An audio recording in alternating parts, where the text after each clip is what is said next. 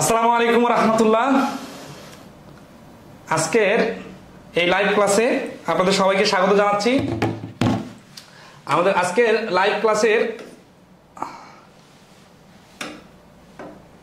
আলোচনার টপিক আপনাদেরকে একটু শেয়ার করে রাখছিলাম পেজে।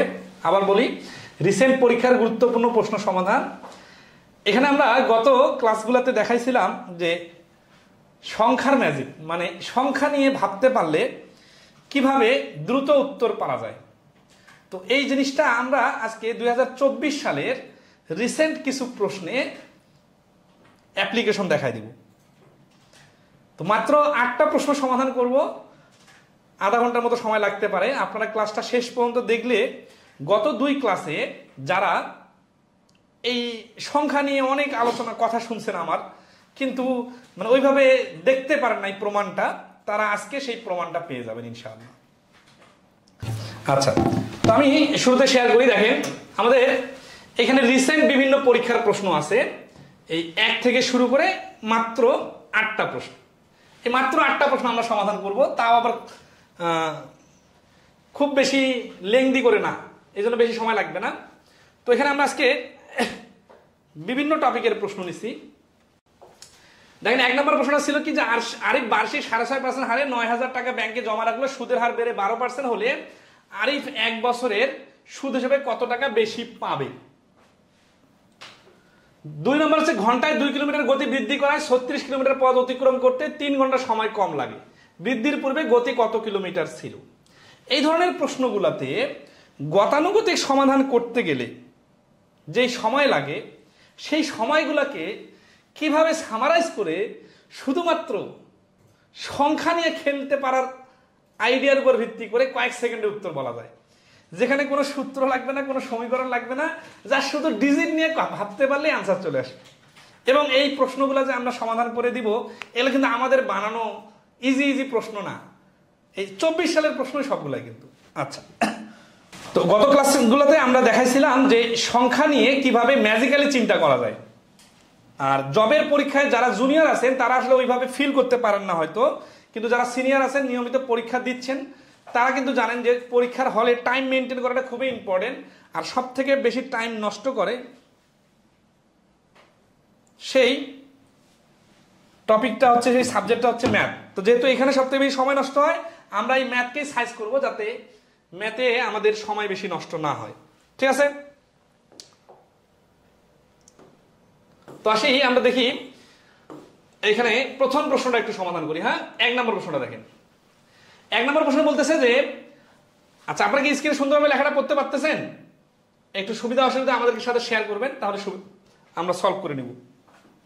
ঠিক আছে, অনেকের কাছে যে কোনো কিছুই মাথার উপর দিয়ে যায়, তাদের আসলে আগে মাথা ঠিক করতে হবে, তারপরে উপর দিয়ে যায় নিচে দিয়ে যায় সেটা দেখতে হবে। আর যারা মোটামুটি আসলে জবের পরীক্ষার প্রশ্ন, বিগত সালের প্রশ্নগুলো দেখছেন বা 2-1টা পরীক্ষা দিয়েছেন, তারা আমাদের কথাগুলো খুব ভালোভাবে অ্যাডজাস্ট করে নিতে পারবেন। তো এখানে 1 নম্বর প্রশ্নে বলতেছে যে আরিফ বার্ষিক 6.5% হার সুদে 9,000 টাকা ব্যাংকে জমা রাখলো, সুদের হার বেড়ে 12% হলে আরিফ 1 বছরের সুদ হিসেবে কত টাকা বেশি পাবে। 2024 সালের বেজার প্রশ্ন। তো এখানে অপশনগুলো দেওয়া আছে। তো নর্মালি আমরা এই ধরনের প্রশ্ন আসলে কি করি, আমরা মনে করি যে I = PNR এই সূত্র দিয়ে এখানে একটু কম বেশি বলছে দেখে আমরা ক্যালকুলেশনটা সেভাবে করব। কিন্তু ধরেন আছে, আমি যে টেকনিকগুলো আপনাদেরকে দেখাই দিব। হ্যাঁ, সামিউল করিম বলছে স্যার আপনার how to be first in exam হলে এই সিরিজটা যদি আবার চালু করতেন উপকার হতো। এই how to be first in exam হলের সব থেকে টার্নিং পয়েন্টটাই হচ্ছে ম্যাজিক্যাল, ম্যাথের উপর ম্যাজিক্যাল দখল। তা আমরা কিন্তু সেই কাজটাই করতেছি। এই যে এখানে আমরা আজকে এই how to be first in exam হলের সব থেকে গুরুত্বপূর্ণ বিষয় নিয়ে আলোচনা করতেছি, সেটা হচ্ছে ডিজিটের উপর খেলা। তাহলে এই অঙ্কটা দেখেন, আপনারা মোটামুটি সবাই ধরতে পারছেন, এরকম অনেক প্রশ্ন অনেকের অভ্যাস আছে। তো আমরা এই অঙ্কটার সমাধানটা কয়েক সেকেন্ডে পারবো। এখানে 9,000 টাকা আছে না, 9,000 এর 10% হচ্ছে 900, তাহলে 5% হবে। মানে এই অঙ্কটার অ্যান্সারটা কিভাবে আমি মুখে মুখে বলবো, 450 আর 1/2% হচ্ছে 45। তাহলে এই প্রশ্নের অ্যান্সার হচ্ছে এই যে 495। এইটুকু লিখেই আমি পরীক্ষার হলে অ্যান্সার বলতে পারবো, আর কোনো কিছু লিখবো না। এবং আপনারা যদি আমার সঙ্গে লেগে থাকেন, তাহলে আমি আগামী কয়েকদিনের ক্লাসে বা আমাদের পেইড কোর্স মিলে সবকিছু মিলে আপনাদেরকে এই লেভেলে পৌঁছায় দিব যে আপনি এই অঙ্ক দেখে এইভাবে অ্যান্সার বলতে পারবেন। এখানে কোনো আই ইকুয়াল টু পিএনআর লাগবে না, এখানে কোনো 5%, 5.5%, 10%-এর কোনো খেলা লাগবে না, কোনো কাটাকাটিও লাগবে না, কোনো ক্যালকুলেটরও লাগবে না। এখন বলতে পারেন যে এটা কিভাবে হয়ে গেল, এটা কি আনসার মুখস্থ করে আসছেন? না ভাই, মুখস্থ করে কেউ যে কোনো অঙ্ক পারে না। মুখস্থ করলে শুধু নির্দিষ্ট অঙ্কের নির্দিষ্ট নিয়ম পারে। যে কোনো অঙ্ককে সাইজ করতে পারার জন্য আরো বেশি কিছু শেখা লাগে, বেশি কিছু জানা লাগে। তো আসি এইখানে আমরা ডিজিটের খেলাটা কিভাবে খেললাম সেটা একটু বলে দেই। দেখেন, সুদের হার বেড়ে 12.5% হলো, আর শুরুতে ছিল 6.5%। তার মানে সুদের হারটা বেড়ে গেছে 6.5%, মানে সরি বিয়োগ করলে আমরা দেখতেছি 5.5%। তাহলে আমরা অ্যান্সার যদি লিখতে চাইতাম যে অতিরিক্ত কত টাকা বেশি ভাবে বলছে না, তাহলে আমরা লিখতাম 9000 এর 5.5%। যে সব থেকে দ্রুত করে সাধারণত সে এইভাবে করে। আর এই বইটা বইয়ে নর্মালি গতানুগতিক বইগুলোতে কিভাবে সমাধান দেওয়া আছে সেটা আমি দেখাই দিব একটু পরে। তাহলে বুঝবেন যে যারা আরো মানে শুধু অঙ্ক সমাধান করা দরকার যার, সে কিভাবে করে। মানে পরীক্ষার হলকে টার্গেট না করে যদি কেউ সমাধান করে, সে আরো নর্মালি আগে 9000 টাকা 6.5% বাড়ি করে, 9000-এর 12% বাড়ি করে, তারপরে বিয়োগ করে দেয়, তারপরে অতিরিক্ত টাকা বাড়ি করে। ভাই এই সমাধান তো আপনি শেখাবেন ক্লাস 6-এর বাচ্চাকে। ক্লাস 7-8-এর বাচ্চাদের বই হলে ওইভাবে চলতো। আমরাও আমাদের বই ওইভাবেও সমাধান দিব, জাস্ট বোঝার জন্য বা লিখিত আকার সমাধানের জন্য। কিন্তু ওইটা তো এমসিকিউ এর জন্য পারফেক্ট না। এই জিনিসটা যারা প্রিপারেশন নেওয়ার সময় বুঝে না, তারা পরীক্ষার হলে যে আফসোস করে। কিন্তু প্রিপারেশন নেওয়ার সময় এটা বুঝলে, দেখেন এই যে 9000-এর 5.5% আছে না, এই কাজটাকে আমরা আরো সুপার স্মার্ট টেকনিকে এইভাবে করছি যে আগে 5% একটা পার্ট আর 0.5% আরেকটা পার্ট। এখন আসি 5% জিনিসটা 9000-এর 5% ডাইরেক্ট মাথায় আসে না, এটা সবসময় সমস্যা হয়। কিন্তু 10% জিনিসটা কিন্তু ডাইরেক্ট মাথায় আসে। আমরা যখন পার্সেন্টেজের ক্লাস নেই তখন কিন্তু সুন্দর করে বলে দেই যে কোনো কিছু পার্সেন্টেজ বাইর করতে গেলে 10-এর ভিত্তিতে হিসাব করবেন। যে কোনো ফলমূল কিনতে গেলে বা যে কোনো মাছ মুরগি কিনতে গেলে দেখবেন যে 1230 গ্রাম মাছ 300 টাকা কেজি হলে কয় টাকা দাম হবে? দ্রুত বলে, কিসের সাপেক্ষে বলে? সে 1000 গ্রাম ধরে হিসাব করে, তারপরে প্রতি 100 গ্রামের বেস ধরে হিসাব করে যে প্রতি 100 গ্রামের দাম যদি 1 কেজির দাম 300 টাকা, 100 গ্রামের দাম 30 টাকা, 10 গ্রামের দাম 3 টাকা, তাহলে 30 গ্রামের দাম 9 টাকা। অশিক্ষিত দোকানদারা এই বেশি হিসাব করে, মানে এটা একটা সার্বজনীন টেকনিক। তো পার্সেন্টেজের ক্ষেত্রে আমরা 10%, 20% এইটাকে বেস ধরে এইভাবে হিসাব করব। তাহলে 9000-এর 10% হচ্ছে 900 টাকা, আর এর 5% হচ্ছে 450 টাকা। এখন 10% যদি 900 টাকা হয়, তাহলে 1% মানে আরো 10 ভাগের 1 ভাগ, তাহলে 90 টাকা। কিন্তু এই যে পরের 0.5% মানে তো 90-এরও অর্ধেক। তাহলে আমরা প্রথমে 10%-এর অর্ধেক বাইর করছি 450 টাকা, আর পরবর্তীতে 1%-এর অর্ধেক 0.5% বাইর করছি 45 টাকা। এই 450 টাকা আর 45 টাকা মিলে হয়ে গেছে 495 টাকা। তার মানে কোনো কিছু মুখস্থ বা মানে রিভিশন দিয়ে এটা করা সম্ভব না। এটা একেবারে হৃদয় দিয়ে বুঝে বুঝে আর টেকনিকটা আইডিয়াগুলো জানার মাধ্যমে এবং বেশি বেশি প্র্যাকটিস করার মাধ্যমে আয়ত্তে আনা যায়। সবাইকে এই আইডিয়াটা ধরতে পারছেন কিনা একটু কমেন্টে রেসপন্স করবেন। আমরা যে অঙ্ক একটা করে দিব এখন, সবগুলো মোটামুটি ডিজিটের উপর ম্যাজিক, এবং আপনাদের পরিচিত ম্যাম, আপনারা সবাই চেনেন জানেন, ঠিক আছে? তো এই আইডিয়াটা কি সবাই ধরতে পারছেন? কেমন লাগলো এই আইডিয়াটা বলেন? আপনারা কি এই সমাধানটা বুঝতে পারছেন সবাই, নাকি বিস্তারিত সমাধান করে দিতে হবে বলেন? এই যে অ্যান্সার তাহলে কত হচ্ছে? 495 টাকা সে অতিরিক্ত পাবে। একটু দ্রুত কমেন্ট করবেন, তাহলে আমরা যদি না বুঝেন তাহলে আরো বুঝাবো, সমস্যা নাই। আর যদি বুঝে থাকেন তাহলে আমরা পরবর্তী প্রশ্নে যাব।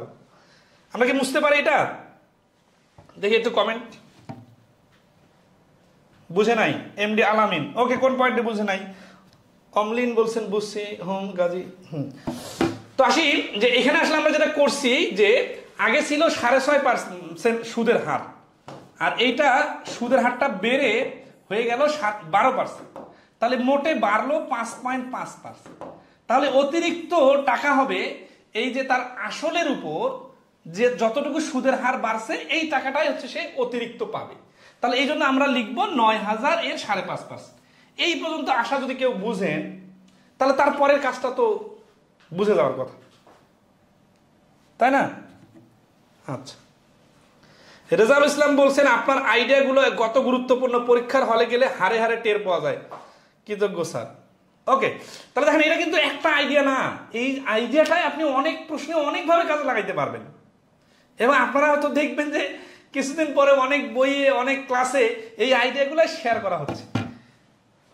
তো এখন আসি আমরা নেক্সটে। দেখেন এই প্রশ্নটার সমাধানটা ধরেন আছে গতানুগতিক বইয়ে কিভাবে দেওয়া আছে। দেখেন 100 টাকার সুদ 6.5 টাকা, 9000 টাকার সুদ 9000 এর 6.5 585 টাকা। তারপরে আবার 100 টাকার সুদ 12 টাকা, ওই যে 12% হারে বলছে, তাহলে 9000 টাকার সুদ এত টাকা। তাহলে সুদ বেশি পাবে এই 1080 মাইনাস 585 সমান সমান 495 টাকা। এইভাবে প্রশ্ন সমাধান করতে গেলে কি পরীক্ষার হলে টাইম পাবেন? পাবেন না কিন্তু। তাহলে অবশ্যই স্পেশাল কিছু শিখতে হবে। তো আমরা কি আরো কয়েকটা প্রশ্নের সমাধান করব এরকম?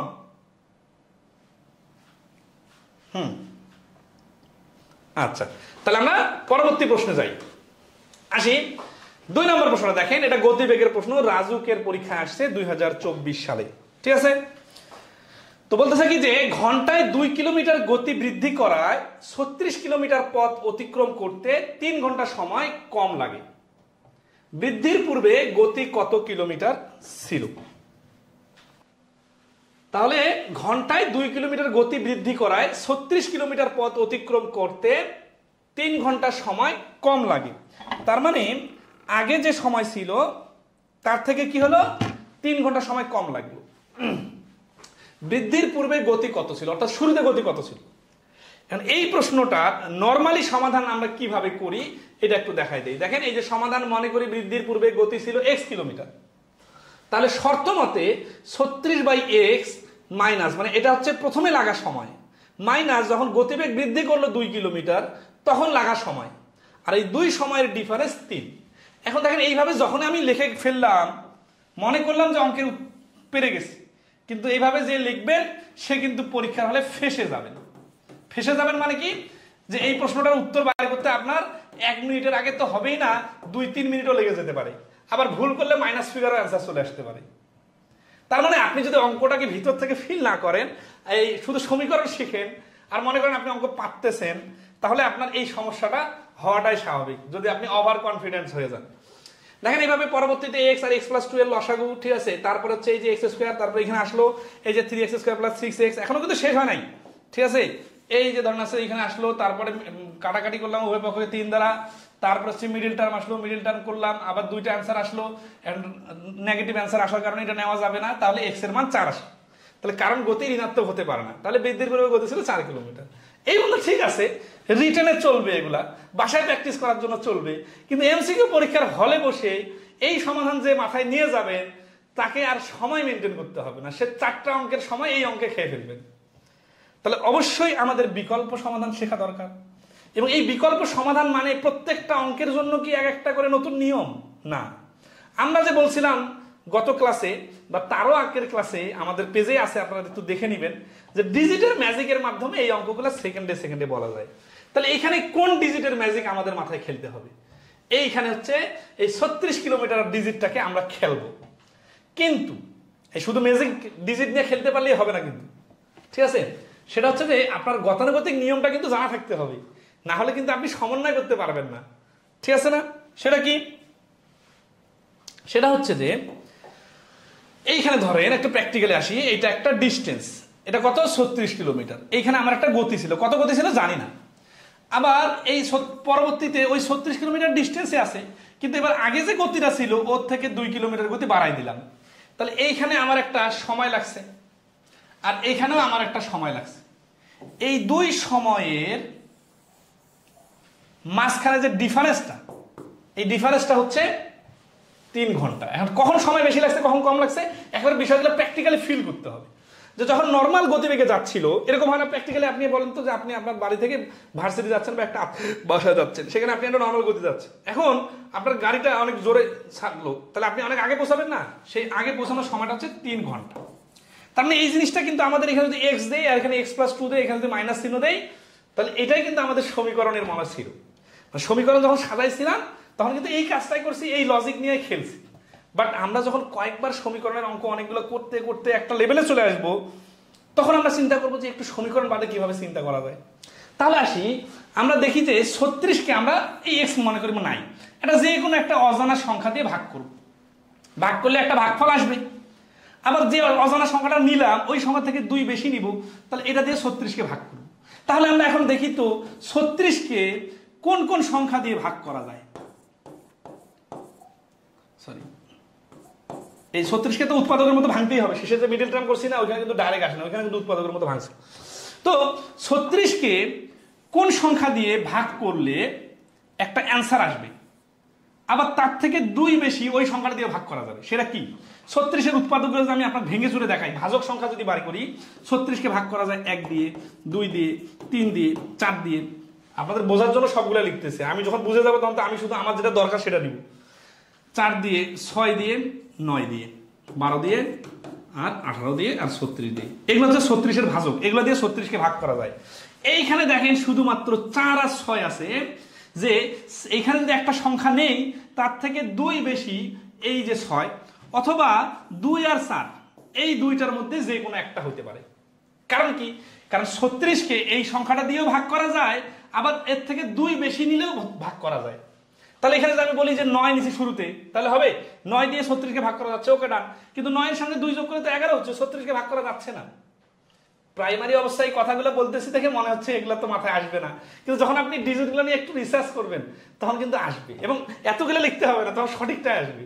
আর আপনার সামনে তো অপশন দেওয়া আছে, তার মানে আপনাকে তো আরো ইজি করে দেওয়া হয়েছে, তাহলে আপনি কেন এত বিস্তারিত করতে যাবেন ভাই বলেন তো? কিন্তু লজিক জানা থাকতে হবে। অনেকে আছে শুধু অপশন টেস্ট করে অঙ্ক করা শিখে, ভাই এইভাবে হবে না, তখন আপনার সবগুলো অপশন টেস্ট করতে আরো বেশি সময় লাগবে। আবার লজিক ক্লিয়ার থাকলে কিন্তু দ্রুত হয়। তো আমি লজিকটা ধরে দিতেছি, তার মানে এটা 2 অ্যান্সার হতে পারে অথবা 4 অ্যান্সার হতে পারে। তাহলে দেখেন বৃদ্ধির পূর্বে গতি কত ছিল, তার মানে ছোট সংখ্যাটা হচ্ছে অ্যান্সার। তার আমাদের এখানে 2 আর 4 হলে আমাদের অ্যান্সার হচ্ছে 2, অথবা এখানে 4 আর এখানে 6 হলে অ্যান্সার হচ্ছে 4।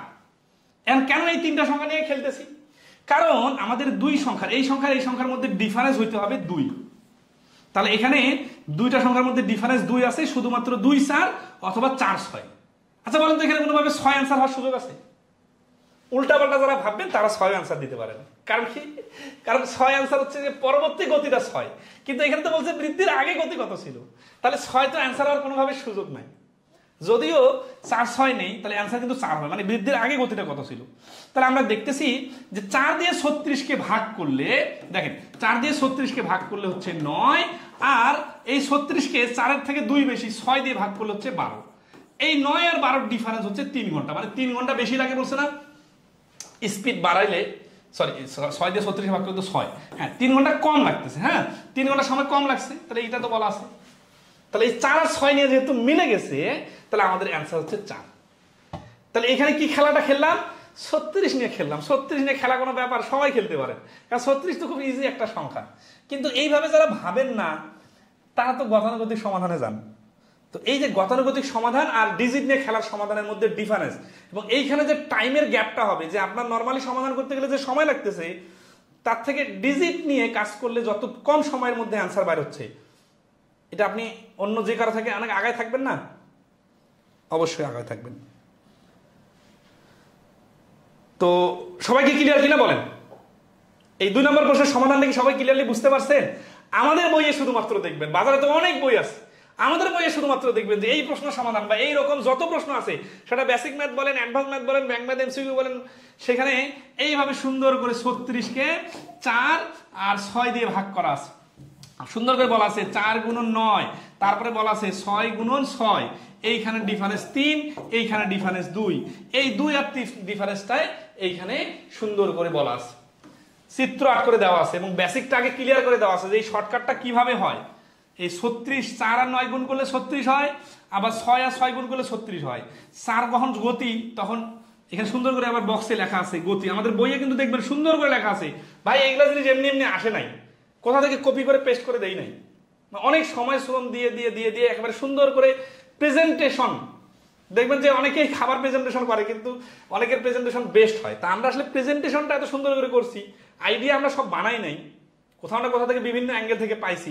কিন্তু আমাদের বইয়ের প্রেজেন্টেশনটা দেখবেন গতি আর এখানে হচ্ছে সময়, এই গতি আর সময় মিলে দূরত্ব। এই গতি যখন 2 বেড়ে গেছে, এইখানে সময় তখন 3 কমে গেছে। তাহলে আমাদের অ্যান্সার কোনটা? শুরুতে গতি যেটা ছিল সেটা অ্যান্সার। তাহলে এই 4 হচ্ছে আমাদের অ্যান্সার। ব্যাখ্যা সহ সুন্দর করে দেওয়া আছে। তাহলে আপনারা যদি মানে না পড়েন, না দেখেন, এইরকম কোনো আইডিয়া যদি কোনো বইয়ে বা কোনো ক্লাসে না পান, তাহলে আপনার মাথার বাতি তো এমনিতে জ্বলে উঠবে না পরীক্ষার হলে যে, ঠিক আছে? পরীক্ষার হলে তখনই মাথার বাতি জ্বলবে যখন আপনি এগুলো সম্বন্ধে আগে শুনবেন, আগে জানবেন, আগে পড়বেন, আগে দেখবেন। না হলে এমনি এমনি হঠাৎ করে পরীক্ষার হলে কেউ আসে শেখাই দিবে না। আচ্ছা, এবার আসি 3 নম্বর প্রশ্ন সমাধান করবো। তো 2 নম্বর প্রশ্নটার উত্তর কি সবাই ক্লিয়ার নাকি আবার বোঝাইতে হবে বলেন? সবাই বুঝতে পারছেন? আচ্ছা, এবার আসি আমরা আরো কয়েকটা ম্যাজিক দেখা দিব। কিন্তু আসলে বিষয়গুলো ম্যাজিক ম্যাজিক কেন বলতেছি, কারণ আসলে তো বিষয়টা এমনি গতানুগতিক নিয়মের থেকে ম্যাজিক্যালি হচ্ছে, তাই না? এবং আমরা তো সত্যিকারের ম্যাজিক দেখাচ্ছি। 3 নম্বর প্রশ্ন বলতেছে কি যে যদি দুটি সংখ্যার যোগফল ও গুণফল যথাক্রমে 20 ও 96 হয়, তাহলে দেখেন 20 ও 96, তার মানে দুটো সংখ্যার যোগফল আর গুণফল, তার মানে এক্স আর ওয়াই যোগ করলে 20 আর এক্স আর ওয়াই গুণ করলে 96। তবে সংখ্যা দুটির ব্যস্তানুপাতিক যোগফল কত? এখন অনেকেই আছে ব্যস্তানুপাতিক জিনিসটাই চেনে না, তাকে আমি কি বোঝাবো? তো ব্যস্তানুপাতিক জিনিসটা আসলে বাংলায় খুব কম ম্যাথ পাওয়া যায়। এটা ইংরেজিতে ব্যাংকের এমসিকিউ পরীক্ষায় বা আইবিএ পরীক্ষা নিলে, বিভিন্ন গ্যাস কোম্পানি বা অ্যাডমিশন পরীক্ষাগুলোতে, আইবিএর অ্যাডমিশন পরীক্ষাগুলোতে অথবা বিভিন্ন অর্গানাইজেশনের পরীক্ষাগুলোতে ইংরেজিতে যে প্রশ্নগুলো দেয় বা ওয়েবসাইট থেকে প্রশ্নগুলো নেওয়া হয়, এগুলোতে দেখবেন একটা রেসিপ্রোকাল নামে একটা শব্দ আছে, ঠিক আছে?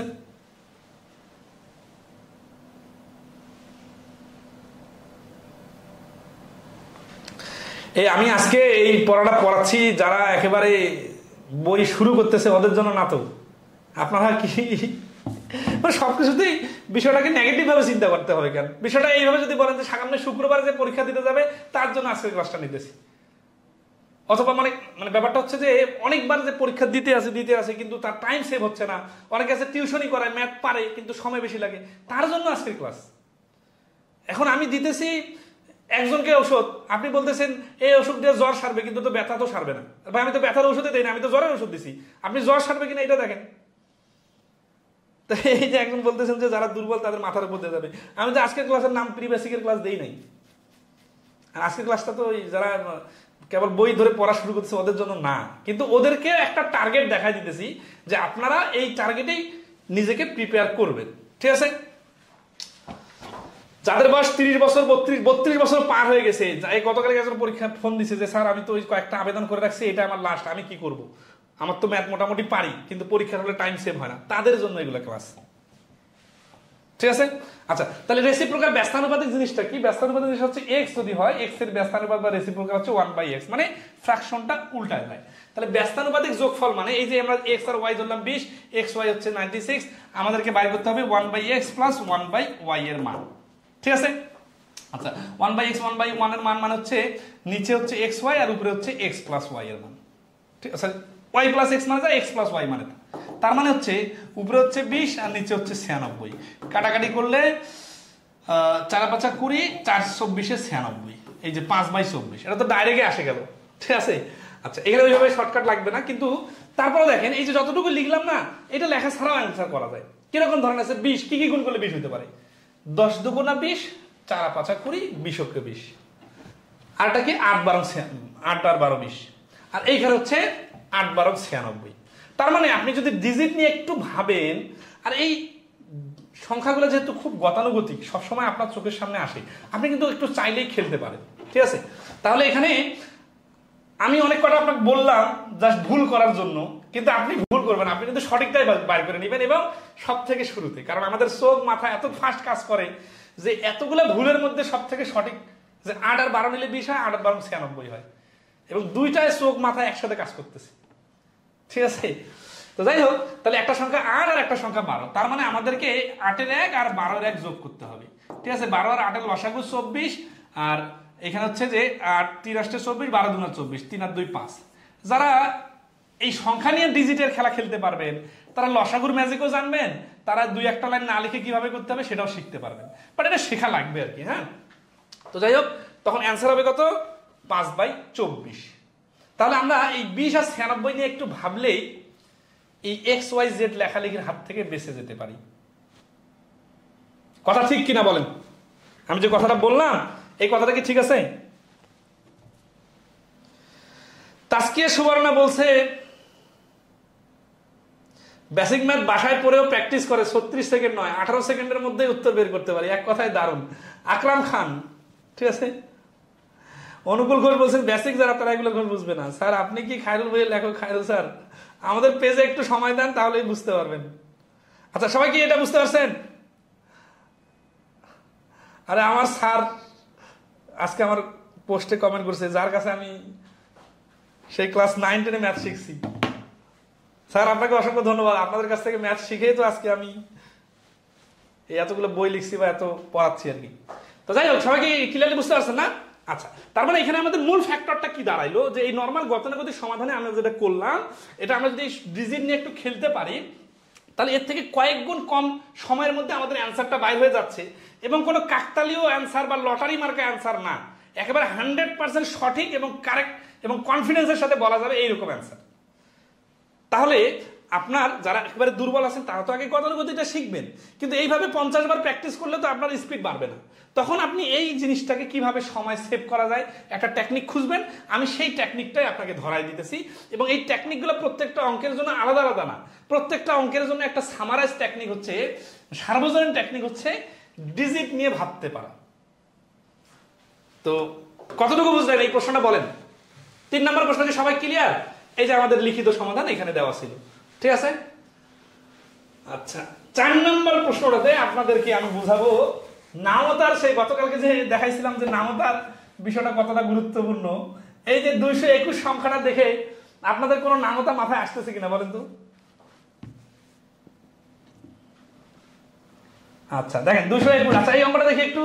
4 নম্বর কি বলছে, একটা আয়তক্ষেত্রের ক্ষেত্রফল 221 বর্গ মিটার ও পরিসীমা 60 মিটার হলে তার দৈর্ঘ্য কত মিটার? 2024 সালের প্রশ্নই। তো এখন আসি, এই প্রশ্নটা তো আমরা এক্স ওয়াই জেড ধরে ক্ষেত্রফল এক্স ওয়াই ইকুয়াল টু 221, পরিসীমা 2 × x + y = 60, তারপরে নরমালি সমাধান নরমালি কি হবে সেটা দেখাই দিই। এই ধরেন দেখেন, ঠিক আছে, আমরা জানি x - y² = x + y² - 4xy। এখানে ধরেন আছে যে 4 × xy এর মান এত, 300। আচ্ছা এটা গতানুগতিক সমাধান। এই ধরেন এখানে x - y এর মান বার হয়েছে, x + y এর মান বার হয়েছে, তারপরে যোগ করে তারপরে অ্যান্সার। কিন্তু আমি যদি সেকেন্ডে অ্যান্সার বলে দিতে পারি, এটার জন্য কি লাগবে? এমনি সবাই মান চেষ্টা করছেন 19 × 13 = 221, একটু কানের কাছে লেগেছে আর কি, মানে একটু মিস্টেক হয়েছে, 17 আর 13 হবে। আচ্ছা এখানে মূল খেলাটা হচ্ছে জ্যামিতির বেসিকটা ক্লিয়ার থাকা। জ্যামিতির বেসিকটা হচ্ছে কি, যে এই পরিসীমা কাকে বলে, এইটা শুধু ওই 2 × দৈর্ঘ্য প্লাস প্রস্থ বলতে পারাকে ক্রিয়েটিভিটি বলে না, এটা ছোট বাচ্চার মুখস্থ জিনিস। দৈর্ঘ্য প্রস্থ যোগ করে 2 দ্বারা গুণ, কিন্তু এটা বিষয়টা ফিল করার বিষয়টা হচ্ছে এইরকম, যে একটা আয়তক্ষেত্র যখন আসে, এটা দৈর্ঘ্য x, প্রস্থ y, এই পাশেও x এই পাশে y, দুটো বিপরীত পাশে সমান সমান। তাহলে কেউ যদি এইখান থেকে এই পুরো রাস্তাটা ঘুরে আসে, মানে দেওয়াল বরাবর, তাহলে এইটাকে বলা হয় পরিসীমা ভ্রমণ করে আসছে। তাহলে পরিসীমা মানে কি, x আর y যোগ করতে হবে। এই পাশে যেহেতু x আর y গেছে, ওই পাশে রিটার্ন আসবে x, এই পাশে আসবে y, এই জন্য 2টা x আর 2টা y। তাহলে দৈর্ঘ্য প্রস্থের ডাবল, দৈর্ঘ্যেরও ডাবল, প্রস্থেরও ডাবল, এইটাকে 2 কমন নিলে চলে আসে x + y। এটা যে বুঝে বুঝে করবে, সে যত দ্রুত ফিল করতে পারবে, সে যত ডিজিট নিয়ে খেলতে পারবে। আর কেউ যদি রোবটের মতো শুধু 2 × দৈর্ঘ্য প্লাস প্রস্থ 2 × x + y, এভাবে তো কাজ করবে না মাথা। তো এই জন্য প্রত্যেকটা জিনিস ভেঙে চুরে শিখতে হবে শেখার সময়। তাহলে আমরা বুঝলাম যে দৈর্ঘ্য প্লাস প্রস্থের ডাবল করলে পরিসীমা হয়। তাহলে এখান থেকে আমরা উল্টা পাশে যদি কাজ করি, যে পরিসীমা যদি দেওয়া থাকে তাকে অর্ধেক করলে কি হয়, দৈর্ঘ্য প্রস্থের যোগফল বাইর হয়। তার মানে এই 60 যে দেওয়া আছে, এইটা হচ্ছে 2 × x + y এর মান, তাহলে শুধু x + y এর মান হবে 30। তার মানে আমরা প্র্যাকটিক্যালি যদি ভাবি যে দৈর্ঘ্য আর প্রস্থ যোগ করলে 30 হয়, ঠিক আছে। আর এখানে ক্ষেত্রফল দেওয়া আছে, তার মানে দৈর্ঘ্য আর প্রস্থ গুণ করলে 221 হয়। এখন কোন কোন সংখ্যা যোগ করলে 30 হয়? হাজার হাজার সংখ্যা। 29 আর 1 যোগ করলে 30 হয়, 2 আর 28 যোগ করলে 30 হয়, 10 আর 20 যোগ করলে 30 হয়। আমার তো এত কিছু তো মাথায় থাকবে না। তাহলে এরকম আমাদের মান নির্ণয় অধ্যায় দেখবেন বেসিক ম্যাথের বলা আছে যে যোগ বা বিয়োগের সাথে গুণের রুলসটা থাকলে এই গুণের সংখ্যাটা নিয়ে ভাবতে হবে। তো 221 থেকে 3 দিয়ে কাটতে মন চাচ্ছে কার কার? 3 দিয়ে কাটলে হবে না, বড় সংখ্যা দিয়ে কাটতে হবে। 11 দিয়ে কাটি, 11 × 2 = 22, এটাকে যাচ্ছে না। 13 দিয়ে কাটি, 13 কে 13 থাকতেছে কত, 9 91, 7 × 91। এই যে দেখেন তো 13 আর 17 দেখে মাথা কাজ করতেছে। যে দুইটা সংখ্যা 13 আর 17 গুণ করলে 221 হয়, এই সংখ্যা দুটায় যোগ করলে 30 হয়। তাহলে এখানে উত্তর কি চাইছে? উত্তর চাইছে তার দৈর্ঘ্য কত মিটার? দৈর্ঘ্য হচ্ছে এই যে cos 17 মিটার। এইভাবে পরীক্ষার হলে অ্যান্সার যে বাই করবেন, তার সাথে একেবারে গতানুগতিক ভাবে সমীকরণ ধরে ধরে একেবারে পাই টু পাই ক্লাস 6-7 এর বাচ্চার মতো যে করবে, সে কি পারবে? তখন আপনারা তারপরে প্রশ্ন করবেন, তারপরে উল্টাপাল্টা কথা বলবেন। বলবেন কি, তাহলে রিটেনের জন্য তো শিখতে হবে স্যার। ভাই রিটেনের জন্য না শিখে কি এই ঘোড়ার ডিম এখানে আসছি দাঁড়াইছি যে এইভাবে ম্যাজিকের মতো সমাধান করতে পারবে? তো সে কি রিটেন না শিখে পারবে? মানে অনেক কিছুতে না অনেক সুন্দর সুন্দর জিনিস শেখাইলে এটার মুদ্রার অপিটটা সবাই বলে। মানে আমরা যে একটা সুন্দর জিনিস শেখাচ্ছি, এই স্বাভাবিকভাবে শুধু পড়ালেখার ক্ষেত্রে না, যে কোনো ক্ষেত্রে একটা মানুষ একটা নির্দিষ্ট টপিকে খুব ভালো কথা বলতেছে, এখন ওই কোন বিষয়ে খারাপ কথা বলছে ওই সময় ওই জিনিসটা না আনলে হয় না। এখান থেকে বাইরে আসতে হবে, অ্যাটলিস্ট শিক্ষিত মানুষদের বাইরে আসতে হবে। ঠিক আছে, এখন আপনি মনে করতেছেন অনেক কিছু বুঝি না, এই টেকনিক, এটা রিটেনের জন্য তো লাগবে ওটা। ভাই যে এটা শিখবে ওই রিটেনের একেবারে পিসায়া গুলায়া খায়া তারপরে হজম করে তারপরে এই যে টেকনিক শিখবে, এরকম না যে ডাইরেক্ট এই টেকনিক কেউ শিখবে। ঠিক আছে, তো এই জন্য কোনো কিছুতে নেগেটিভ ভাবার দরকার নেই। একটা গ্লাসে পানি অর্ধেক আছে, আপনি এই অর্ধেক পানি দেখেন, আপনার যে আর অর্ধেক খালি আছে ওটা দেখার দরকার নেই। তাহলে হতাশায় বাড়বে, টেনশনে বাড়বে, নেগেটিভিটি বাড়বে। ঠিক আছে, ওকে। তো এখন আসি যে এই 60কে 30 বানানো, এই আইডিয়াটা যদি কেউ প্র্যাকটিক্যালি ফিল না করে, তখনই সে ওই ফর্মাল স্টাইলে যাবে। আর ফর্মাল স্টাইলে যখন যাবে তখন তার 3 গুণ বেশি সময় লাগবে। তাহলে এই অঙ্কটার বেসিকটা কি? এই অঙ্কটার বেসিকটা হচ্ছে 221 সংখ্যাটাকে ভাঙতে পারা, এবং ভাঙতে যে আবার 3 দিয়ে ভাগ করা যাচ্ছে কিনা, 7 দিয়ে যাচ্ছে কিনা, 9 দিয়ে যাচ্ছে কিনা, এইভাবে চিন্তা করলেও কিন্তু অনেক সময় লাগবে। এখন এটা থেকে বাঁচার উপায় কি? উপায় হচ্ছে নামতার উপর ভালো দখল থাকা। এটা গত ক্লাসে কিন্তু সুন্দরভাবে আলোচনা করছিলাম। ঠিক আছে, আচ্ছা। তো আসি তাহলে আমরা কি এই যে পরিসীমার প্র্যাকটিক্যাল আইডিয়া এবং 221কে ভাঙানোর স্টাইল, এই দুইটার সাথে সমন্বয় করে এই অঙ্কটা অল্প সময় অ্যান্সার দিতে পারবো যত দ্রুত? দুনিয়ার আর কোনো টেকনিক আছে যে এর থেকে দ্রুত অ্যান্সার দিবে এবং মনে থাকবে প্র্যাকটিক্যালি? আছে আর একটা উপায়, সেটা হচ্ছে টানা মুখস্থ।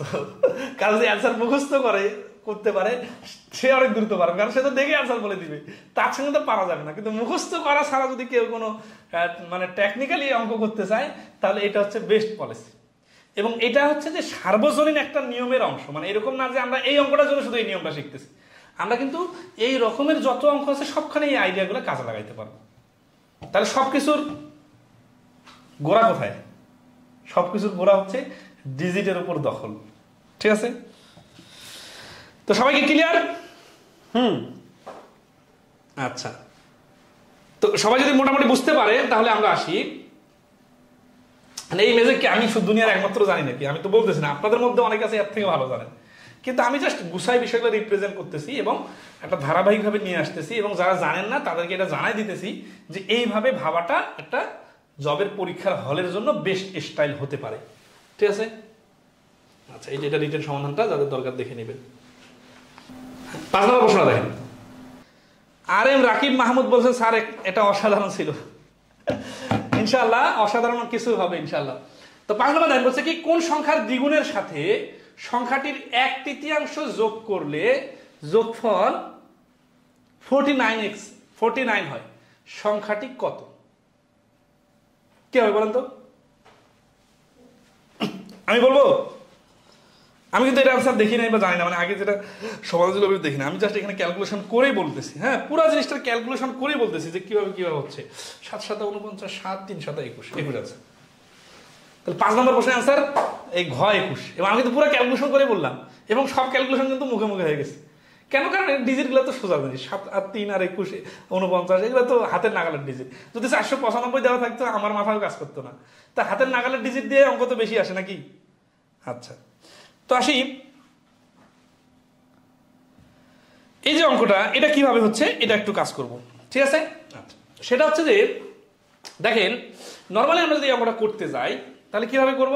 আচ্ছা, সেটা নর্মালিটা আমি না করি, যে বই থেকে সমাধান তুলছি ওই মতো করে দেখাই দিই যে 2x, মানে ধরি সংখ্যাটা x, তাহলে x এর দ্বিগুণ মানে কি 2x, আর 1/3 মানে x/3 = 49। তো কেউ যদি নর্মাল স্টাইলেই শুধুমাত্র শিখে, আর কোনো বিকল্প সমাধান নাই, শর্টকাট টেকনিক নাই, এই যারা বারবার শুধু শর্টকাটকে গালাগালি করে ওকে জিজ্ঞাসা করবেন, তো ভাই আপনি এইভাবে পরীক্ষা দিয়ে পাশ করতে পারবেন পরীক্ষায়, মানে শুধু গতানুগতিক ভাবে করে? ঠিক আছে না, অবশ্যই গতানুগতিকের পাশে স্মার্ট টেকনিক না শিখলে এটা তো জবের পরীক্ষা, এটা তো এ প্লাস পাওয়ার পরীক্ষা না যে 100 মার্ক অ্যান্সার করে আসলে 80 তো পাবোই, 85 90ও পাবো, 90 অ্যান্সার করলেও এ প্লাস পাবো, এটা তো না। এটা হচ্ছে অন্য সবাইকে পিছনে ফেলে আপনাকে সামনে থাকতে হবে এবং অন্য সবার আগে অ্যান্সার করতে হবে যাতে টাইম মেনটেন করা যায়। তাহলে অনেক দ্রুত পারার ব্যাপার না, 1 ঘন্টার পরীক্ষায় 100টা প্রশ্ন মানে কেউ 4টিখানি কথা না। আর যে কথাগুলো বলতেছি এগুলো আবার বিসিএস এর জন্য না, কিন্তু শুধু এটা বিসিএস, ব্যাংক, প্রাইমারি, নিবন্ধন যেখানে খুশি সেখানে কাজে লাগান। ইভেন আপনি লেখাপড়া বাদ দিয়ে দিয়েছেন তারপর কাজে লাগাইতে পারবেন। ঠিক আছে, আচ্ছা এটা হচ্ছে কি মেন পয়েন্টটা। তাহলে এখানে আমরা দেখেন পরবর্তীতে কি হচ্ছে, এই যে 3 লসাগু 3 দুগুণা 6 আর x 49, ঠিক আছে, 7x = 147, x = 21। এই জিনিসটা আমরা এটা তো বুঝলাম, এভাবেই করব, কিন্তু কখন? যখন আমি অঙ্ক শিখতেছি কেবল। কিন্তু যখন আমি শিখতে শিখতে একটা লেভেলে চলে আসছি, এটা আমি বিকল্প সমাধান হন্যে হয়ে খুঁজতেছি, তখন বিষয়টা কি হবে? তখন হচ্ছে কি যে এই যে গতকালকে আমি একটা ক্লাস নিয়েছিলাম ভগ্নাংশ বোঝানোর জন্য, তো ওই ভগ্নাংশ বিষয়টা বুঝতে হবে। ধরুন আছে যে একটা সংখ্যার দ্বিগুণ, তার মানে ধরি এই যে একটা সংখ্যা, এই সংখ্যাটার দ্বিগুণ, তাহলে এইটা, আর সংখ্যাটার 1/3, মানে কি এই সংখ্যাটা ছিল না, এই সংখ্যাটার 1 ভাগ 2 ভাগ 3 ভাগ, তাহলে এই অংশটা এইখানে নিলাম, নিয়ে এগুলো সবগুলো যখন যোগ করলাম হয়ে গেল 49। তাহলে দেখেন তো এটা হচ্ছে এখানে যদি 1 হয়, এখানে 2 হয়, এখানে 3, তাহলে এখানেও তো 1 2 3, আর এইখানে তো 1 অংশ আছে, কারণ এই 1 অংশটাই তো এখানে লিখছি। তাহলে এই 1 আর 3 3 6, 7 অংশ = 49, তাহলে 1 অংশ = 7, আর এই যে 3 অংশ = হচ্ছে, যেহেতু এটা পুরো সংখ্যা এখানে 3 অংশ আছে, তাহলে 3 × 7 = 21। এই কথাটা কি ধরতে পারছেন কিনা একটু কমেন্টে জানাবেন। চিত্রটা কি সবাই বুঝতে পারছেন? ধরা আছে যে সংখ্যাটা ছিল যা, এটা এখানে থাকলো, এই সংখ্যাটার দ্বিগুণ মানে ওই সংখ্যাটার মতো আরেকটা সংখ্যা নিলাম, এবং এই দুটা সংখ্যার সাথে ওই আগের যে সংখ্যাটা আছে ওর 3 ভাগের 1 ভাগ যোগ করা হলো। আমি এইভাবে নেওয়ার কারণে আমার x/3 ফ্র্যাকশনটা আসলো না। সাপোজ আমি যদি এই 1 অংশটাকেই x ধরি, ছোট অংশটাকে, তাহলে এইটা হচ্ছে 3x, এইটা হচ্ছে 3x, তার মানে সংখ্যাটা হচ্ছে 3x, আর তার সাথে দ্বিগুণ মানে 6x, তার সঙ্গে একটা x যোগ মানে এই যে x যোগ, 3x এর 3 ভাগের 1 ভাগ x, তাহলে 3x 3x x মিলে হচ্ছে 7x। এই 7x এর মান 49 হলে x এর মান হচ্ছে 7। মানে x এর মানে তো অ্যান্সার না, কারণ সংখ্যাটা তো এইটা, এটা তো সংখ্যা না, এটা তো সংখ্যাটার 3 ভাগের 1 ভাগ, তাহলে এই সংখ্যাটা হলো 3 × 7 = 21। তাহলে এই পুরো কাজটা কিন্তু আমি মুখে মুখে করে অ্যান্সার ঘ বলছিলাম। 6 নম্বর প্রশ্নটাকে সমাধান করে দিব। দেখেন এটা কিন্তু 24 সালেরই প্রশ্ন। 120টি 25 পয়সা ও 10 পয়সার কয়েন একসাথে 27 টাকা হলে 10 পয়সার কয়েন কয়টা? তাহলে 120টা হচ্ছে 25 পয়সা আর 10 পয়সার কয়েন একসাথে 27 টাকা। এই ধরনের প্রশ্ন অপশন টেস্ট করে করা বেটার যদি কেউ শর্ট টাইমে করতে চান, কোনো কিছু না জেনে। আর এমসিকিউ পরীক্ষার জন্য রুল অফ অ্যালিগেশনটা সব থেকে সহজ। ঠিক আছে, কিরকম দেখেন যে 120টি 25 পয়সা ও 10 পয়সা, 120টায় যদি 25 পয়সা হইতো তাহলে 4টা 25 পয়সা মিলে 1 টাকা, তাহলে এখানে হইতো 30 টাকা। 120টায় যদি 10 পয়সার মুদ্রা হইতো তাহলে হইতো 12 টাকা, আর মাঝখানে হচ্ছে গড় 27 টাকা। রুল অফ অ্যালিগেশন যারা জানেন না তারা আমাদের রুল অফ অ্যালিগেশনের ক্লাসগুলো করে নেবেন, খুবই সহজ জিনিস। মানে দুটা মিক্সচার করলে এইরকম করে রুল অফ অ্যালিগেশন ইউজ করা যায়। তার আগে 3 টাকা আর এখানে আর হচ্ছে 15 টাকা, তাহলে 5:1। এই 5:1 মানে কি, যে 120 পয়সার 20টি পয়সাকে 5:1 ভাগ করলে কি যাইছে 10 পয়সার কয়েন। 25 পয়সার কয়েন হবে, এটা হচ্ছে 25 পয়সার কয়েন না, 25 পয়সার কয়েন হবে 100টি আর 10 পয়সার কয়েন হবে 20টি। তাহলে উত্তর কি 100 নাকি 20? কয়েকজন কিন্তু অ্যান্সার 100 দিচ্ছেন, আসলে কি 100 অ্যান্সার হবে বলেন? 10 পয়সার যদি 100 কয়েন যদি 100টা হয় তাহলে 100টা কয় টাকা? 10 টাকা, তাই না? আর তাহলে আর থাকে 20টা, 20টা 25 পয়সা মিলে তো 4 টাকা, তাহলে তো অ্যান্সার 14 টাকা হচ্ছে। 14 টাকা তো নাই। তাহলে কেউ যদি 100টা অ্যান্সার দেন তাড়াহুড়ো করতে যা ভুল দিছে। সঠিক অ্যান্সারটা, সঠিক অ্যান্সার হচ্ছে এই যে 10 পয়সার মুদ্রা হচ্ছে 20টি। আচ্ছা, এই রুল অফ অ্যালিগেশনের বেসিকটা শিখতে হবে, এটা আমরা এখানে শেখাতে চাচ্ছি না, আমাদের অনেকগুলো বেসিক ক্লাস। আপনারা তো যে আমাদের ক্লাসগুলো যদি কেউ সিরিয়াসলি করেন, এগুলো পানির মতো সহজে পারবেন, ঠিক আছে? আচ্ছা, তো যাই হোক, এখানে অ্যান্সার হচ্ছে 20টা, ঠিক আছে? 10 পয়সার মুদ্রা আছে 20টা, 20টায় 2 টাকা, আর বাকি 100টা 25 পয়সা মিলে 25 টাকা। এই এক্স ধরে করলে সমীকরণ এইভাবে এটা দেখে নেবেন, কিন্তু এমসিকিউতে এইভাবে শুধু করা যাবে না। আর হ্যাঁ, এই দুটো প্রশ্ন সমাধান করে আজকে শেষ করে দিব, সব ইন্টারেস্টিং প্রশ্ন। যদি ওয়াই এর x% জেড এর সমান হয়, এক্স এর মান জেড এর শতকরা কত অংশ? হ্যাঁ, এই হয় কতটা কাট, জেড এর শতকরা কত অংশ?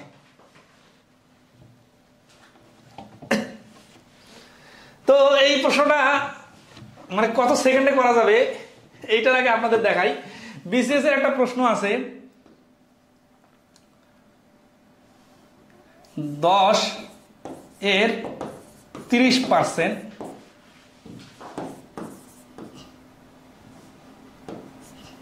কত এর 10% এর সমান? 10 এর 30% কত এর 10% এর সমান, এরকম একটা প্রশ্ন আছে। তো এই প্রশ্ন কিন্তু একই। y এর x% z এর সমান হয়, তাহলে x এর মান z এর শতকরা কত অংশ? তাহলে এখানে যে জিনিসটা ইম্পর্টেন্ট, এটা রুলসটাকে বলি, বুঝলে কিন্তু কত সহজ। দেখেন, x এর y% আর y এর x%, এই দুইটা একই জিনিস।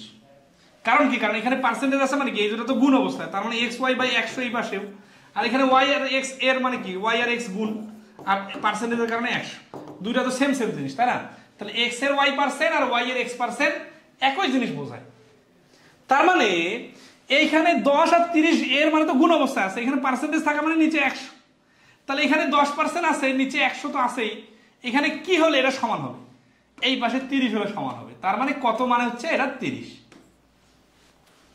এই যে সুপার স্মার্ট টেকনিকে অঙ্ক করা যায়, এই জন্য যে বেসিকটা দরকার এটা তো বলে দিলাম। এটা না করে আরো অনেকভাবে করা যায়, কিন্তু ওগুলা তো ম্যাজিক হইতে পারে, বাট বেসিক তো এটা। তো এখানে এই জিনিসটা বলতেছে যে y এর x% z এর সমান হয়, তাহলে x এর মান z এর শতকরা কত অংশ? তাহলে আসে দেখেন, এইখানে xy/100টা হচ্ছে z এর সমান, ঠিক আছে? আর x এর মান z, এখানে হয় কথাটা মিস্টেক আসছে আর কি, হ্যাঁ, z এর শতকরা কত অংশ, মানে z এর সাপেক্ষে x এর মান বের করতে হবে, ঠিক আছে? তাহলে আমরা দেখতেছি যে এখানে xy = 100 হচ্ছে x এর মান z এর শতকরা, যার সঙ্গে রয় থাকে সেটা নিচে দিতে হয়। এই যে z এর উপরে x গুণন 100%, এটার মান বের করতে হবে। তাহলে আমরা এখানে দেখতেছি যে এই z কে x বানাইতে হবে, অথবা x কে z বানাইতে হবে। তাহলে আমরা যদি এই যে x কে z বানাইতে চাই, তাহলে এই x টাকে এখানে রেখে ওই পাশে 100 গুণন z, নিচে y টা x এর ভ্যালু, এই x এর ভ্যালুটা এখানে বসাই দিব। তাহলে কি হচ্ছে 100z ডিভাইডেড y, আর নিচে তো z আছেই, তাহলে 100z ডিভাইডেড y গুণন এই z টা উল্টে যায় 1/z হয়ে যাবে, আর ওই 100 তো আগে থেকে আছে, ঠিক আছে? তাহলে z z কাটা, y আর নিচে উপরে 100 গুণ করলে 100 স্কয়ার। তাহলে 7 নাম্বার প্রশ্নের অ্যান্সার হচ্ছে ঘ, 100 স্কয়ার বাই y।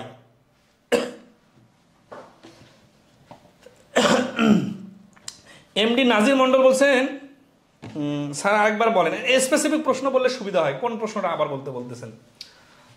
মানে আমি আগের প্রশ্নটা দেখালাম যে অঙ্কগুলো অনেক সহজ, বাট সহজ অঙ্কগুলো আমরা এত বেশি ম্যাজিক মনে করে উতলা হয়ে যাই যে এই টাইপের কোয়ালিটি ম্যাথ করার সময় পাই না, বা এই টাইপের কোয়ালিটি ম্যাথ যে পরীক্ষায় আসে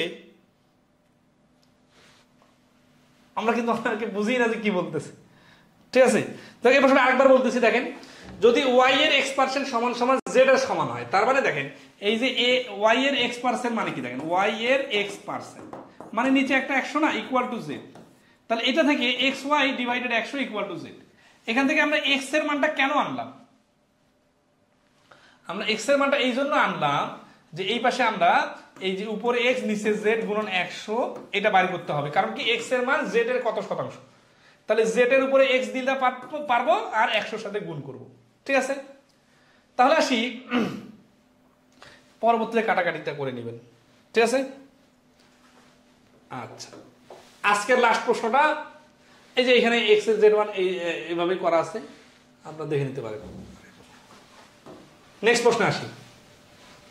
এই প্রশ্নটা আপনাদেরকে সমাধান করতে দিব নাকি আমি করে দিব বলেন? 8 নাম্বার, দেখেন কত ইন্টারেস্টিং প্রশ্ন, বোঝার আছে।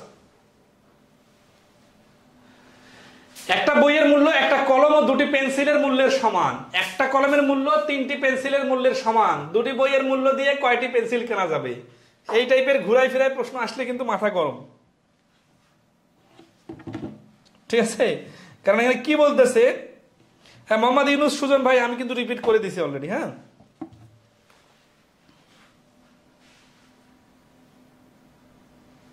বাবা 50 মিনিট হয়ে গেল তাহলে। আচ্ছা এটা শেষ করে দিই। একটা বইয়ের মূল্য একটা কলম ও দুটি পেন্সিলের মূল্যের সমান। তার মানে একটা বই সমান সমান একটা কলম আর দুইটা পেন্সিল। আচ্ছা এগুলোর নামগুলো লিখতে পারি, যে এই যে 1 বুক, বুক মানে বই, 1 পেন কলম প্লাস 2 পেন্সিলের নাম পিএন দিলাম। তাহলে এখন কি বলছে, একটা কলমের মূল্য 3টা পেন্সিলের সমান, মানে একটা কলম দিয়ে পেন দিয়ে 3টা পেন্সিল পাওয়া যায়। তাহলে একটা কলমের জায়গায় আমি 3টা পেন্সিল লিখতে পারি, পেন্সিল প্লাস এই 2টা পেন্সিল তো আগে থেকে আছে, তাহলে 3টা 2টা মিলে 5টা পেন্সিল। এটা বোঝার মতো জিনিস, এটা কোনো ক্যালকুলেশন নরমালি করলে হবে না। দুটি বইয়ের মূল্য দিয়ে কয়টি পেন্সিল পাওয়া যাবে? তাহলে একটা বই দিয়ে যদি 5টা পেন্সিল পাওয়া যায়, তাহলে 2টা বই দিয়ে 10টা পেন্সিল পাওয়া যাবে। তাহলে এই প্রশ্নের অ্যান্সার হচ্ছে ক, 10টি। 8 নম্বর প্রশ্নটা তো পুরাই মাথায় নষ্ট করা। এইরকম অনেকেই আছেন মাথায় একটু এলোমেলো প্রশ্ন আসলে লোড নিতে পারেন না, বই কলম খাতা সব গুলায় ফেলেন, কলম পেন্সিল। ঠিক আছে, অথচ কিন্তু ঠান্ডা মাথায় করলে বোঝা যাচ্ছে যে একটা বই দিয়ে একটা কলম, ঠিক আছে, আর 2টা পেন্সিল পাওয়া যায়। আবার একটা কলমের টাকা দিয়ে 3টা পেন্সিল পাওয়া যায়। তাহলে এই একটা কলমকে ডিলিট করে এর জায়গায় 3টা পেন্সিল নিয়ে আসলাম, তাহলে কি হলো, পেন্সিল আর পেন্সিল হয়ে গেল। তাহলে পেন্সিল আর পেন্সিল মিলে 3টা 2টা পেন্সিল মিলে 5টা পেন্সিল। 5টা পেন্সিল কি দিয়ে পাওয়া যায়? একটা বইয়ের পরিবর্তে পাওয়া যায়। তাহলে 2টা বইয়ের পরিবর্তে কটা পাওয়া যাবে? 10টা পেন্সিল। তাহলে আপনাকে যেটা বাইর করতে বলছে ওইটাকে টার্গেট করে সাজাইলেই তো হয়ে যাচ্ছে। ঠিক আছে না? আচ্ছা, তাহলে আজকে এই পর্যন্ত 8টা প্রশ্ন সাজাইছিলাম আজকের ক্লাসটা কেমন লাগলো আপনারা আমাদেরকে জানাতে পারেন। ঠিক আছে, আচ্ছা আপনাদের সাথে একটু শেয়ার করি। এই বেসিক ম্যাথের ফাউন্ডেশন কোর্সে আমরা আমাদের বেসিক ম্যাথের নতুন এডিশনের বইটা ফুললি শেয়ার করব, ক্লিয়ার করে দিব। পাশাপাশি ভর্তি হওয়ার সাথে সাথে 47তম বিশেষ প্রিলির জন্য যে কেউ আমাদের 6ষ্ঠ এডিশনের বইয়ের 115টা রেকর্ড ক্লাস ফ্রি পেয়ে যাবে। বর্তমানে এই ফাউন্ডেশন কোর্সের প্রি বেসিকের ক্লাস চলতেছে। আগামী মাসের প্রথম সপ্তাহ থেকে বেসিক ম্যাথের মেইন ক্লাস শুরু হবে আমাদের বই থেকে সিরিয়াল ধরে ধরে। তো আমাদের কোর্সগুলোতে আমরা শুধু ম্যাথের ক্লাস নেই, ম্যাথ পড়াই, বিষয়টা এরকম না। আমরা ম্যাথটা একেবারে ভেতর থেকে শেখাই দিই এবং জবের পরীক্ষার উপযোগী। দেখা যায় অনেক সময় আপনারা দেখবেন বিভিন্ন ভিডিও, বিভিন্ন ক্লাস বা বিভিন্ন ইউটিউব ভিডিও, ফেসবুক ভিডিও, যে অঙ্ক করে মজা পাচ্ছি শেষ, বাট এটাই কিন্তু পরীক্ষার হলের জন্য এনাফ না। এই বিষয়টা যারা বুঝে না তারা শুধুমাত্র আজীবন জায়গায় দাঁড়িয়ে দৌড়ায়। শুধু মজা পাওয়ার জন্য ম্যাথ শিখলে হবে না। আমরা ধরেন সেই যে ফেসবুক বা ইউটিউবে যে ক্লাসগুলো নেই, অনেক সুন্দর সুন্দর মজা দেই, কিন্তু এটা তো এনাফ না। এই যে জিনিসগুলো আলোচনা করলাম আজকে অনেক মজা লাগলো, কিন্তু আপনারা বলেন তো যে এইটুকুতে গিয়ে আপনারা অ্যাপ্লাই করতে পারবেন পরীক্ষার হলেই?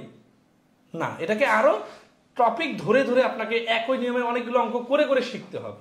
তো আমাদের এই জন্যই হচ্ছে পেইড কোর্সটা, যেখানে আমরা প্রত্যেকটা টপিক ধরে ধরে পাটিগণিত, বীজগণিত, জ্যামিতি সবগুলো টপিক ক্লিয়ার করে দিব। এই সামগ্রিকভাবে সবগুলো ক্লাস মিলে যে কোর্স, এই কোর্সের ফি হচ্ছে মাত্র 1200 টাকা। তো আপনাদের পরিচিত জন যারাই আছে, যারা জবের প্রস্তুতি নিতেছে এবং রিয়েলি ম্যাথ শিখতে চায়, একবারে ম্যাথের বেসিক ফাউন্ডেশন ক্লিয়ার করে, তাদেরকে অবশ্যই আমাদের এই কোর্সের বিষয়ে জানাবেন আর খুব দ্রুত এনরোল করে ফেলতে বলবেন। মাত্র 2 মাসের মধ্যে আপনারা দেখতে পারবেন, যারা ভর্তি হবেন এবং ক্লাস রেগুলার করবেন, 2 মাসের মধ্যে আপনার পরিবর্তন দেখতে পাবেন। এবং কোর্সটা যেহেতু 6 থেকে 7 মাস সময় লাগবে, এর মধ্যে আপনার সামগ্রিক পরিবর্তন নিজেই বুঝতে পারবেন। তো যারা জুনিয়র আছেন, যারা বেসিক ক্লিয়ার করতে যাচ্ছেন, তারা আমাদের এই কোর্সটাতে অবশ্যই জয়েন করবেন। আর যারা সিনিয়র আছেন তাদের জন্য অনেক কিছু শেখার আছে, কারণ আমাদের রেকর্ড ক্লাস আপনাদের জন্য আছে, সেখান থেকেও দেখে নিতে পারেন। তো ভালো থাকবেন সবাই, আজকে এ পর্যন্তই।